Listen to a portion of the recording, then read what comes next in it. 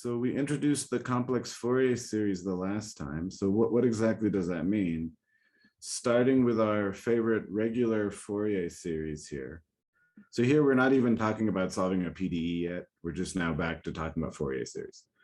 So starting with our favorite regular Fourier series here, we replace the cosine term with this linear combination of e to the I and e to the minus I, and kind of bring back the complex part of the solution. So, and similarly for the sine function, we replace that with this, complex linear combination here. And then we do some rearranging and end up writing the Fourier series this way. And the main thing to notice, the main thing to notice is now we've introduced sort of a new basis.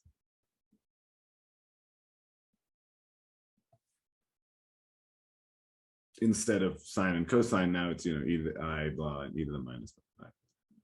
So we can do some more rewriting and reindexing and write it as this type of what we call Lorentz series from minus infinity to infinity.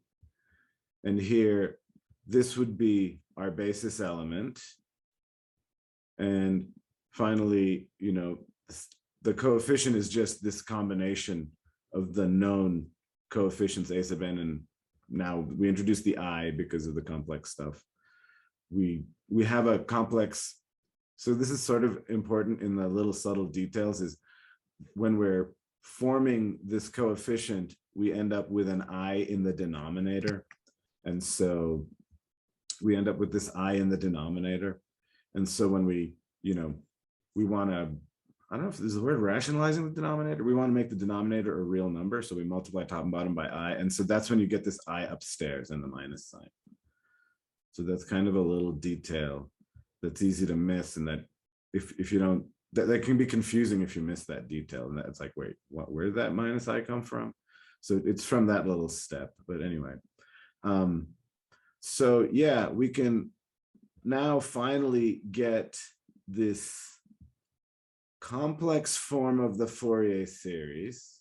And so here, what you're really kind of keying in on is, oh, these are our basis functions now that act as a basis for the vector space. And, we also know the formula for the coefficients. Sheesh, my apologies. I have a pet cricket. So at this stage, the complex form of the Fourier series is just kind of, it's an alternate form of the Fourier series.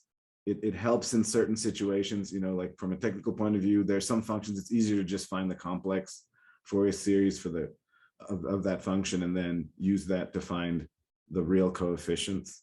So once I find C sub n, I can find A sub n and B sub n because I know the relationship. The real part of C sub n would be 1/2 A sub n, and the imaginary part of C sub n would be negative B sub n over 2. So I should be able to, retrieve the A sub n and B sub n coefficients once I know C sub n. But another reason, and the reason we're looking at the complex Fourier series, the real reason is this series is the first step to developing the Fourier transform. And so what's the Fourier transform? It's an integral version. So here, instead of having an infinite sum here, is it possible to instead have an integral? So just to remind you of some things from Calc 1, because it's easy for us to forget with all the notation we've introduced, that an integral actually is an infinite sum. So here, if when we write integral a to b f of x dx, if you remember back in Calc 1, what we really mean is this is the limit as n goes to infinity, and then we have a Riemann sum emphasis on the word sum, right? So here we would have sigma I going from 1 to n. And here n is going to infinity. So really this is sigma I going from 1 to infinity. This is really an infinite sum. And here we have f of x sub I star times delta x. And so, you know, we write it this way in Calc 1, but really this is an infinite sum. That n upstairs, this is going to infinity.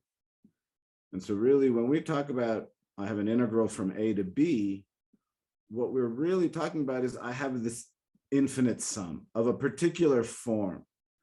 And because it has a particular form, we have this reserved notation for this particular form. You know, so when we talk about an integral, what we're really talking about, this is the integral. It's an infinite sum. Yeah, we have all this fancified notation to cover up its, you know, humble beginnings as a sum, but that's just cosmetic. You know, that's a stylized capital S for the word sum. So it's not, it shouldn't be surprising that we could potentially write this Fourier series, which is an infinite sum, as an integral, which is also an infinite sum. You know, so that's kind of the plan now, to rewrite this expression so it looks like a Riemann sum, and then use a limiting process to interpret that Riemann sum as an integral, a Fourier integral. Evan. So when we do the limiting process, we turn it from a countably infinite sum to an uncountably infinite sum. What sort of complications does that introduce? Well, so what happens is essentially what we're doing is we're going from a discrete set of eigenvalues to now a spectrum of eigenvalues. And so, I mean, I don't know, the reason we're looking at the Fourier integral is because it makes life easier, not harder necessarily. So now we don't have to worry about kind of series convergence issues. We have to worry about integral convergence issues, but we have some, you know, some theory on when integrals converge and when they don't converge and all that kind of stuff.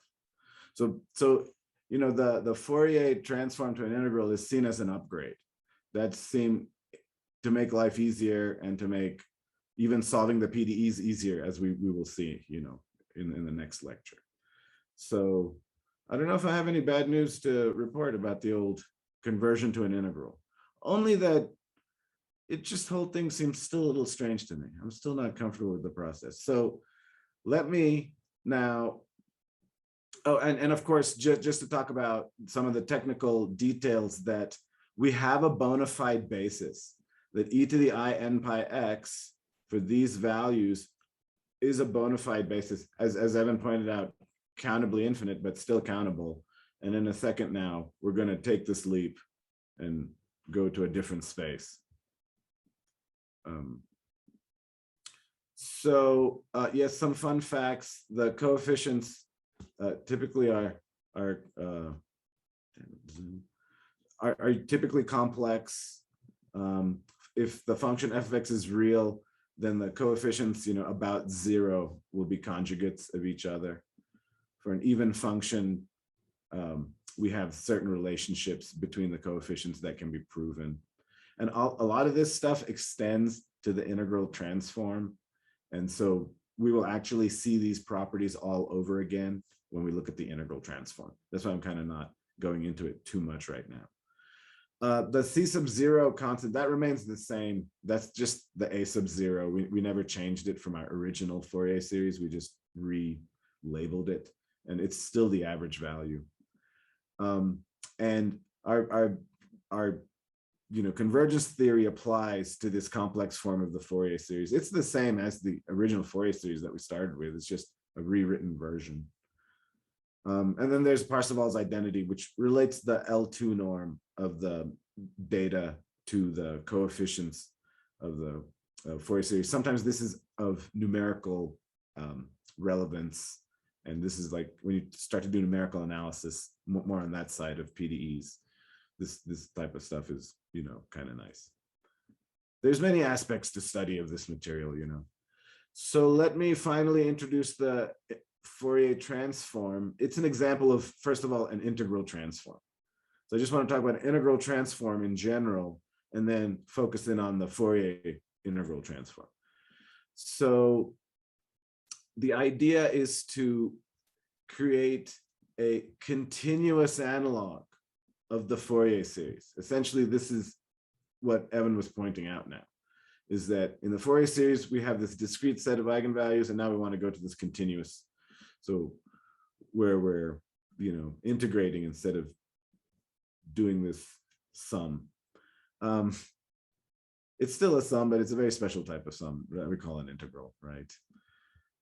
So here, the Fourier integral would, in theory, be nicer because there's certain technical details we wouldn't have to worry about. And so, yeah, as I mentioned, the Fourier transform or Fourier integral transform is is a specific case of the more general idea of an integral transform. So here's the most sort of a general definition. We haven't started talking about any specific transform yet. So in general, given any reasonable function, that'll fit in an integral, capital K, I use K for the word kernel because typically they call this function a kernel. We can define this integral transformation. And so now here, let's look at the notation. I use T for the word transform. What are we transforming? We're transforming this function f. F is the input, and we're transforming it into a function of z.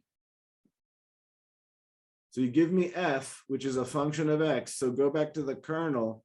You see the kernel here acts as a go-between, sort of between the x and z variables. So here's the definition. And what you should see on the left and right-hand side, you should see a function of z. So here's my input z right here. And we would input it in here. And then we'd do this x integral. And so for each z, the right-hand side would integrate to a number. And in general, the right-hand side defines a function of z. And f itself doesn't have the z variable in it. It's the kernel that I think of it sort of as a go-between, a filter. I don't know what word you want to use. It kind of is now relating how z, x, and f, and the interval a to b all relate to each other. And so now we've transformed the function. Truth be told, we'd already transformed the function a long time ago. If we go back to the original complex Fourier series, when we make this statement that the Fourier series of f equals this complex Fourier series, we're actually also making this statement. We're saying that this function f, which I call this function f of x in my reality. But to the Fourier series, the Fourier series can only see things in terms of Fourier series. To the Fourier series, what the complex Fourier series doesn't see f of x, it sees this sequence, c sub 0, c sub 1, c sub 2, and then I have to go back up on the negative terms as well. So here I have c sub negative 1, c sub negative 2, and where am I getting these c's from? These are what we call the coordinates of the function. These are right here. We don't write down the basis element because for the Fourier series, every complex Fourier series has this basis element part. So when a Fourier series sees the function f of x, it doesn't see the basis elements. That's normal. Every Fourier series has the basis elements. What it notices are the coefficients. That's what makes this complex Fourier series different from another complex Fourier series, those coefficients in the front. So to the Fourier series, the function actually has been transformed into this infinite sequence. This is the function, And so And you can kind of see here, C sub n is using f of x to build this vector C here. Here, you can think of C sub n as n, that's the nth component, you know, and it's using f of x to figure out what its own nth component is. And that's how it's creating itself, using f of x. The basis, that's just part of how it's structured. So we've actually already converted this function. There's already been a transform. So when we write it as an integral, we're going to do the same thing. If I can write this Fourier series, this complex Fourier, if I can write this as an integral, where I have some coefficient times a basis element, dx, then I can identify this coefficient. Essentially would be the analogous part, would be like this coefficient here, which we're associating with the function. You know, that's what we're going for. We've already transformed the function. The complex Fourier series or the real Fourier series is a transform. It transforms the function to this sequence representation of the function. So now when we go to an integral, this sequence will no longer be a sequence. When we go to the continuous analog, it'll itself also be some type of function of, you know, of what? Of n. So we should keep track now, okay? Okay, so here we go. Let's start. So you know, there are the transform is linear in this sense, and k here, this function k is typically called a kernel. And of course, there's many transforms. I think most people are familiar with the Laplace transform from ODEs. We're talking about the Fourier transform, but there are others. And you know, it depends what field of study you're doing. You might end up with one type of transform or another. The Fourier transform in particular has this really nice property where we can convert differentiation on f, so that's an f prime with respect to the x variable, into multiplication in z, in the complex. There's no more f prime here, but instead that f prime got converted to a multiplication by iz. So when solving PDEs, you could see why that might be helpful. We can literally get rid of some derivatives, you know, and just convert them into multiplications.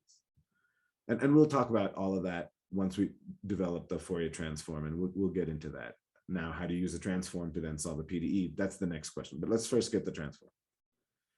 So, all right, everybody. So here's going to be some technical stuff. And here we're going to rewrite the complex Fourier series.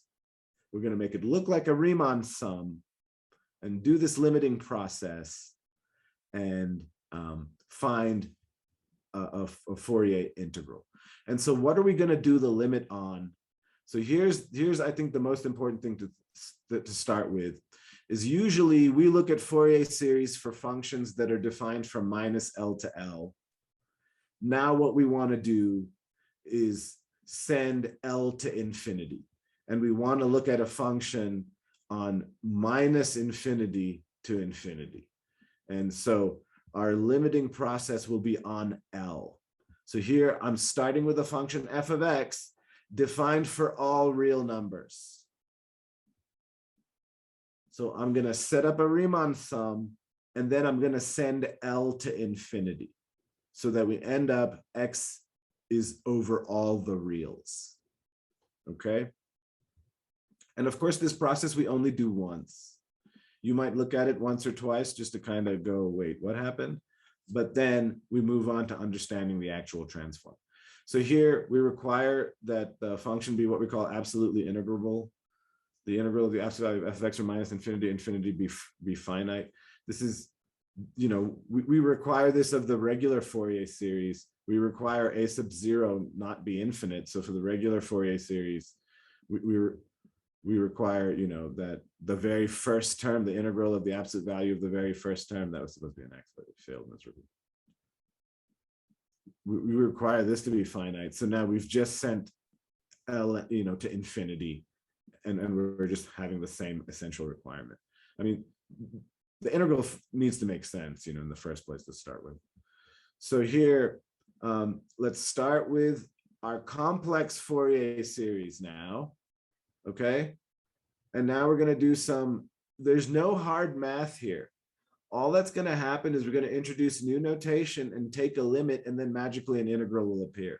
So I just want you to go slow and all we're gonna do is rewrite this as a Riemann. So here, this n pi over L that's appearing up here, we're gonna relabel n pi over L as m sub n.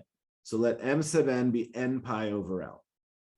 And so why do we do that? Well, remember when we do our integration, we need a partition.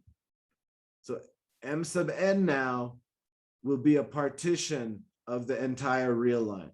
So when n is 0, I have m sub 0. When n is 1, I have m sub 1, which is pi over L. When n is 2, I have m sub 2, and this will go out to infinity. And here, when n is negative 1, I have m sub negative 1. M is 2, I have m sub negative 2. And so this will go out to infinity, negative infinity. And what we have is a partition, remember your Calc 1, of negative infinity to infinity. In Calc 1, we never partition the entire real line. We always partition some finite segment from A to B. But this is a 4,000 level class. We can do whatever the heck we want. So, now when you send L to infinity, that's when our limiting process happens. Remember, it's very counterintuitive. With the regular integral, like a regular integral in Calc 1, we have delta x, which is the distance between, to be b minus a over n. And when we send n to infinity, delta x goes to 0. And somehow all of these things will collapse. Remember, so here I'm going to call it delta m.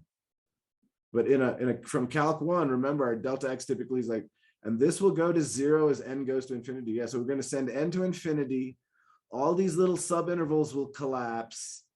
Somehow the real line will be realized, and the Riemann sum will converge to an integral. Okay, so with our partition now, so here's delta m. So now I'm going to take a difference. And so here what happens is you get pi over L. And so now, so here's the trick. So the real question is, how am I now going to make this series look like a Riemann sum? So here's where the trick starts. So we're going to start with this identity that, look, if delta mn equals pi over L, then if you take this and put it on the other side, flip it over, put it on the other side, we get L over pi times delta mn equals 1, which is this equation right here. Right? If you take this and flip it and put it on the other side, you will get back to the previous equation, delta mn equals pi over L. So now I'm gonna imagine that there's the number 1 is being multiplied right here in the complex Fourier series, and I'm going to replace that number 1 with L over pi delta mn. So here, this Fourier, I haven't changed anything. This L over pi delta mn, remember, this just equals 1. Through the trickiness of math, this just equals 1, haven't changed anything. Just made it look different. Made it look suspiciously kind of like a Riemann sum. So now we're gonna isolate the delta m sub n. So take this L over pi, stick it over here next to the C sub n. I want to isolate the delta m sub n because I want this thing to look like a Riemann sum. And now this whole expression here, this L over pi times C sub n, I want to introduce some new notation. I want to call it f hat of m sub n. This thing is going to become our analog of our function. This is our coefficient in our Fourier integral. This thing is about to become an integral. This is going to be the coefficient. Remember, to the Fourier series, the function just looks like its coefficients. The basis is always there. So this thing, I want to rename this thing f hat of m sub n, because here, m is kind of driving everything here. So for each m sub n, so here we're relabeling it. It's just a change of notation. You should see it for where it is structurally, that it's the coefficient. And we're going to associate the coefficient with the function. This thing, we're going to call it the transform of f. That's why we're using this notation. F, because it's related to the function f of x. The hat, to indicate there's a transform. And you'll see, what's the variable? I said it's going to be in this partitioning variable m here.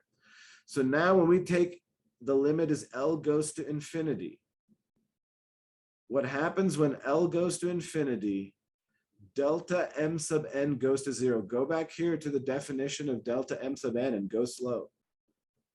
When we send L to infinity, delta m sub n is going to go to 0.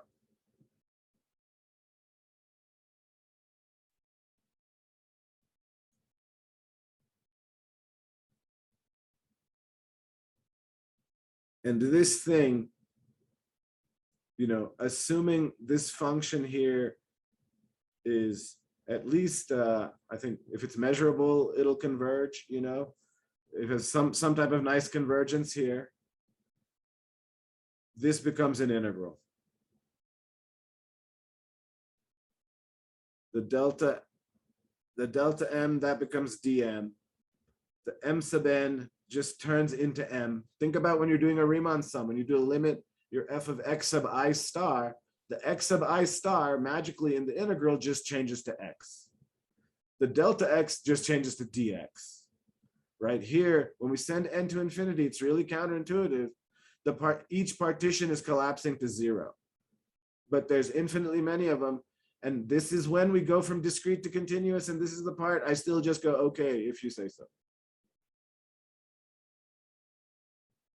Evan, I don't know. This is the part where the partition collapses to 0. The sub-interval becomes a single point. In limit, this becomes a single point. And somehow you get the entire real line. I don't know. I'm just saying I didn't invent this. So take it up with Fourier if you have, or Hilbert, whoever the heck did this. So yeah, so here we have this integral minus infinity to infinity. That kind of matches what we have here. Then we have our function f hat of m. Remember, this is, at the end of the day, we can trace this back to the coefficient, to being related to the coefficient. And the coefficient is what we're going to identify the function with. And so here we call this the Fourier integral. You should see this looks a lot like a Fourier series, right? Instead of a sum, we have the integral. The integral. Here's the coefficient. Here's the coefficient. And then here's your basis, e to the I blah, e to the I blah. Times 1. The dm here, we even have times 1 here, which we don't write down. Because in this discrete case, your delta is just 1. So it is the total analog. I mean, every term, if you know the complex form, you can just convert that. So yeah, so now we call this coefficient here is now known as the Fourier transform. And what does that mean? We're essentially equating these two functions. We're saying these two functions represent the same information, but in two different kind of realities. So here, f, and how do I say they're the same? So here at the end of the day, here's the thing to remember. Okay, so at the end of the day, here's the thing to remember. So let me go to the next slide, and then I'll tell you the thing to remember. And f of x is called the inverse transform. And here we can find a formula for f hat of m. It's this limit as L goes to infinity f hat of m sub n. And now this was just some notation actually. This actually equals this thing if you go back and look. That's the definition. The definition of f hat of mn is this coefficient here. And so now C sub n, we know the formula for C sub n. And here, let me cancel this L. And now let me take this limiting process, send L to infinity. Just as in the Riemann sum, the m sub n becomes an m. And here, the minus L and L go to minus infinity and infinity. And so now here I get a type of projection formula for the coefficient. So here's my formula. And so here we can define the Fourier transform now officially. So here I can define f hat of m. And so here we're introducing this notation for the Fourier transform, this fancy f of x. And so think about that, we're inputting f of x. F of x is the information we're putting into, whoops, this is the information we're putting into the Fourier series. And f hat of m is the new function we're getting out. And so here's the definition. And again, you should really look carefully and you should notice here's the variable m of the transform. And here's where it occurs on the right-hand side. And you should really, really pay attention to the fact that the integral here is with respect to x. The way I like to think about it is we're integrating out the x part and we're converting this into a function of m. And so that's why we're integrating out the x part. And f of x, we define to be the, and then we talk about the inverse transform of f hat. So the inverse transform should take us back to the original function. So the inverse transform of f hat, that's the inverse transform of the transform. So get us back to f of x. And that's just the integral, the Fourier integral we developed on the previous slide. And so here's what I wanted to say now. When you look at this, to me, this looks a lot like a traditional Fourier series. This part, that's like the sum. That's like the sum. From n going from minus infinity to infinity. Then we have the coefficient C sub n. So here, this is that coefficient. Here's my coefficient, C sub n. Then we multiplied by the basis element, e to the minus, or e to the, sorry, it was I, e to the I, n pi x over L. Oh, geez. And so here you have that basis element. Here's that basis element right here, e to the I mx. And then you should imagine there's a delta n here times 1. And so yeah, this part is your basis. Oh, use the wrong blue. This part is your basis. And then finally, even the little measure at the end here, we have dm, that's a 1.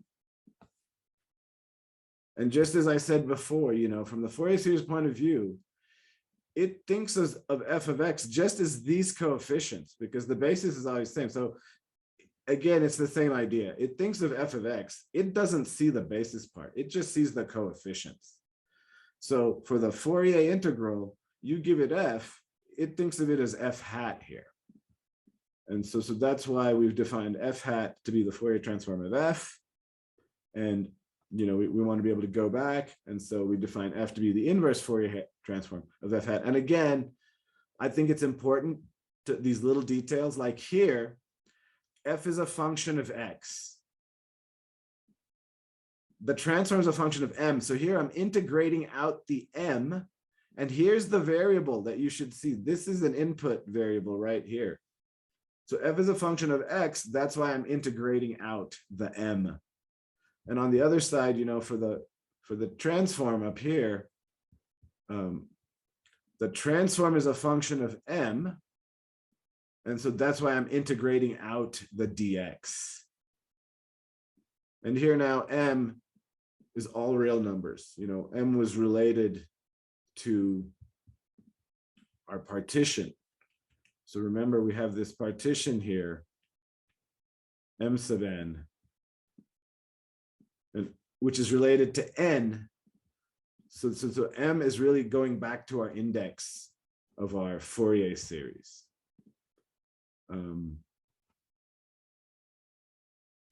So Sean, that's the thing, Sean. It's the same reason. So Sean wants to know on the previous slide why we don't replace the m sub n with the 0. It's the same reason we don't replace this m sub n here with the 0. It's in that weird limiting integral thing. It's the same reason here. When I send L to infinity, and if you go back to your regular, and this is the point where I say this is the part that's a little weird. If you go back to your regular Calc 1 integration theory, our delta x in our integral in Calc 1 is b minus a over n. And in our integral, we have f of x sub I times delta x. Then when we send n to infinity, this thing becomes an integral f dx. We don't replace the delta x with a 0. This is because what's happening when we send n to infinity is the limit converges. The limit's converging to whatever it's converging to. So that's why, like here, this m sub n, we don't just replace it with a 0. This delta m sub n, I'm not just replacing it with a 0. Not just here, just when you did your integral in Calc 1, we didn't do it. It's about the convergence. It's about having an indeterminate form like 0 over 0, like if you just look at the limit and have an indeterminate form, but then when you actually take the limit, that indeterminate form goes to something. That's kind of the idea. So let me go forward one more slide and just explain to folks what I'm talking about. Right here, if you just kind of do the math, just follow the math, just nuts and bolts mechanically, since L is in the denominator, L goes to infinity. The question is, why doesn't this go to 0? It's not that kind of, we're not just doing the limit of that part. It's the limit of the whole thing. And the whole thing is a giant Riemann sum itself. This integral is itself some type of Riemann sum, right? This is a Calc 1 Riemann sum, this integral. It's not, it looks like an integral, but it's actually some type of infinite sum. And so through this, again, the magic of the integration process of the integrals, this m sub n becomes an m. So that's a really good question that was asked that I'm going to let you think about. It's a question we can ask back in Calc 1. So it's about really integration theory, not Fourier series. And a weird point that we're just going to accept and move forward with.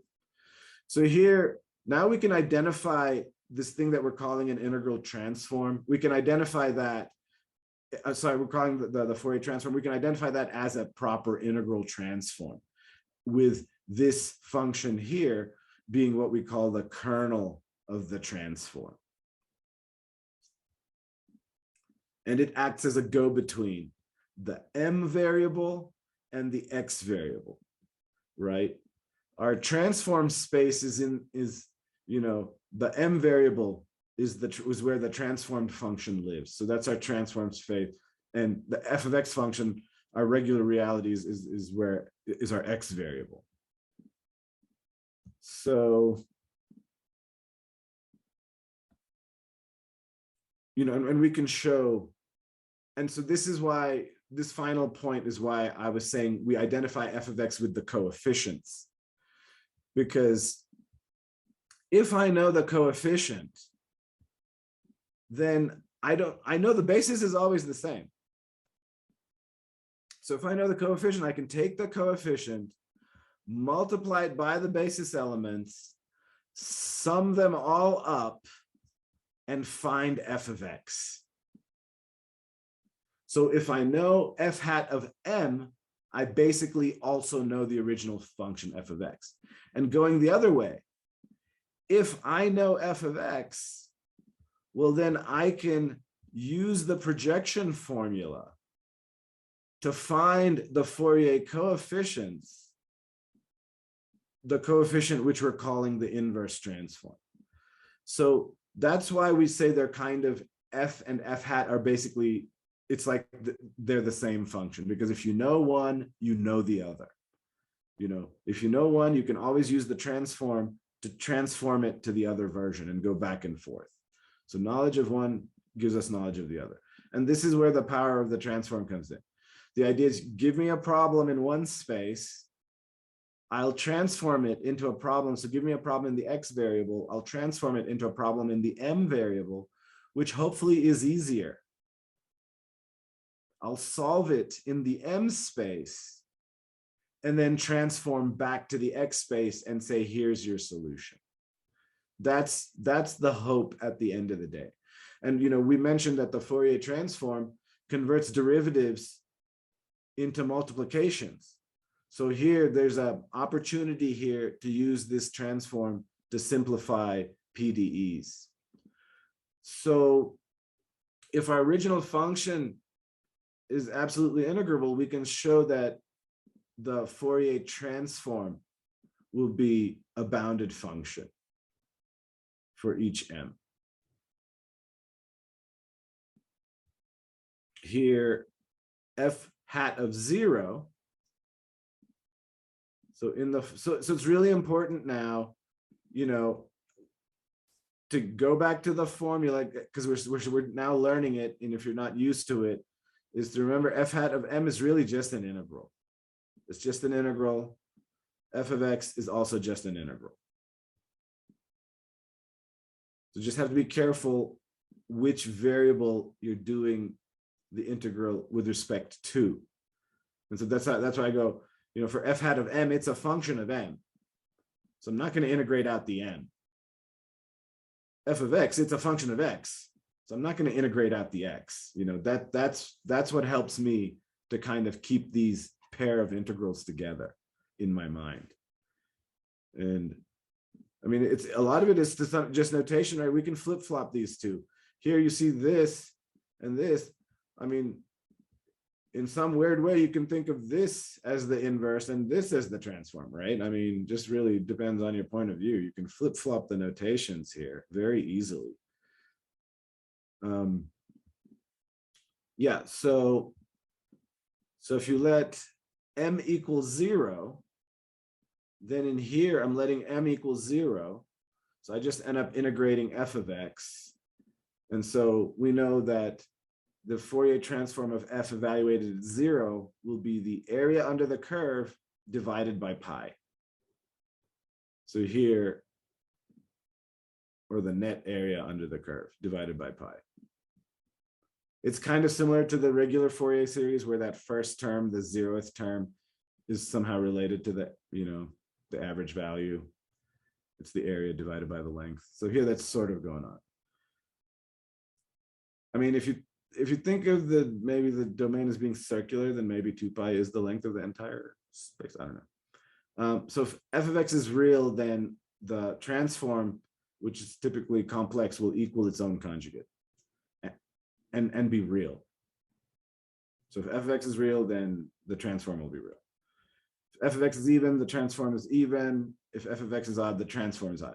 These go back to those, you know, remember, these are really the coefficients. These go back to those relationships, back to that complex form. This is kind of the analogy of that. So here, the data f of x is transformed to this representation, what we call in the frequency domain. So why do we say frequency domain? Because m here, remember, if you write this using Euler's formula, this looks like cosine mx minus sine mx. So the m here is really regulating the periodicity of the wave. And you know, the periodicity of the wave has to do with the frequency, right? The period is essentially, that's the wavelength. So here, and 1 over the wavelength frequency. So here, M is related to the frequency, the period of the wave. So we refer to this now as the frequency domain. And so, the general idea is I have some data in the real world. I can transform it to the frequency domain. There, maybe it's easier to deal with and get some results and then come back to the real world. Or, for what we'll do is we'll take a PDE, convert it to an ODE in the frequency domain, solve the ODE in the frequency domain, and then come back to our, real world, to our real line. So I have 1 minute. So I'm not, so what I was going to do now was to just do an example to show you just the Fourier transform at work. And then the next time what we'll do is we'll actually use the Fourier transform to solve the heat equation on the entire real line. So here, x will go from -infinity to infinity. So we'll look at the heat equation on the entire real line and solve it and get some like very strong results, that are, I'm just going to say, earth shattering. All right, everybody. So I'm going to stop right here. I want to thank you all for your patience and time. Please have a great, safe weekend.